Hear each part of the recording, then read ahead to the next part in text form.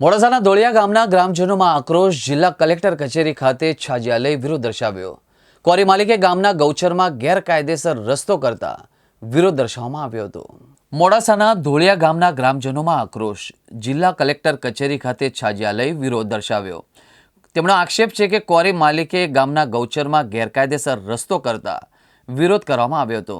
સત્તાના જોરે લીઝ માલિકે રસ્તો કરતા ઉગ્ર આક્રોશ. છેલ્લા 1 વર્ષથી ગામમાં ધૂળિયો વાતાવરણ થતાં સ્વાસ્થ્ય સામે ખતરો છે.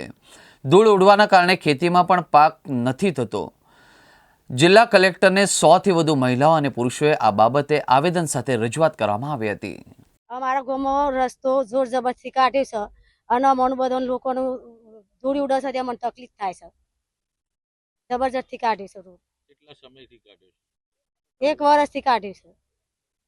તે અમારા લોકોને ઘર નુકસાન થાય અને ધૂળી ઉડે છે તે ખેતરોમાં એ સાહેબ અમારે પેલું થાય. પછી અમારે એક ડોકરું હોય એમાં કમાવાનું હોય. પછી અમે શું કમાઈએ? અમે લોકોનું કામ જ કરીએ ને. આજે અમે આ રસ્તા માટે જ આવ્યા છીએ. અમારા સર્વે ગ્રામજનોનો વિરોધ એ છે કે જે ધોળિયા ક્વોરી આવેલી છે તેનો લીગલી રસ્તો ધોળિયા ગામ થઈ અને મડાસના કંપા થઈને છે, પણ આ લોકો ધોળિયાના જે ક્વોરીના લીઝ માલિક છે પટેલ જિગ્નેશભાઈ ડી એમની સત્તાના જોરે અમારા ગૌચરમાં વોટડા ગામના ગૌચરમાં જબરજસ્તીથી રસ્તો કાઢેલ છે.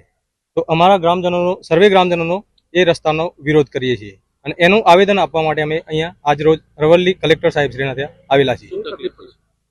તકલીફ એ છે કે એના લીધે એક તો બિનકાયદેસર આ લોકોએ જબરજસ્તીથી રસ્તો કાઢેલો છે. અતિ ભારે વાહનોના કારણે અમારા રસ્તાનું નુકસાન થાય છે.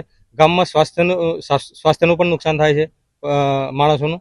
આ બધા વિરોધોના કારણે અમે વિરોધ કરીએ છીએ. આ લગભગ છેલ્લા 1 વર્ષથી આ લોકોએ જબરજસ્તી રસ્તો કાઢેલો છે.